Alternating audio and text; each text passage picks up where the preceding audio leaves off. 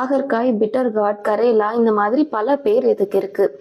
இதை ஓரலா கன்சியூம் பண்ணும்போது blood sugar level கம்மியாகுது. ஏன் அப்படின்னா கேரண்டைன், விசைன், பாலிபெப்டைட் பி இந்த மாதிரியான காம்பவுண்ட்ஸ் இதுல இருக்கு. இது எல்லாமே இன்சுலின் மாதிரியே ஆக்ட் ஆகுது. ஸோ இந்த ஜூஸ்ல கால் வைக்கிறதுனால இந்த காம்பவுண்ட்ஸ் எதுவுமே பிளட் ஸ்ட்ரீம்லலாம் என்டர் ஆகாது. ஸோ நம்மளுடைய பிளட் சுகர் லெவல் வந்து கம்மியாகும் அப்படின்னு எந்த ஒரு சயின்டிஃபிக் எவிடன்ஸும் நமக்கு இல்லை.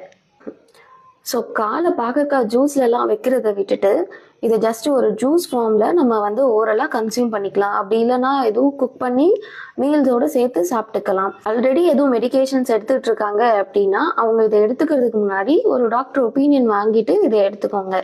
ஏன்னா சிலருக்கு ஹைப்போகிளைசிமிக் கண்டிஷன் வர்றதுக்கான சான்ஸும் இருக்குது. இந்த மாதிரி புதுசாக ட்ரை பண்ணுற உங்கள் ஃப்ரெண்ட்ஸ் அண்ட் ரிலேட்டிவ்ஸ் யாரும் இருந்தாங்கன்னா அவங்களுக்கு ஷேர் பண்ணிவிட்டு ஃபாலோ பண்ணிக்கோங்க.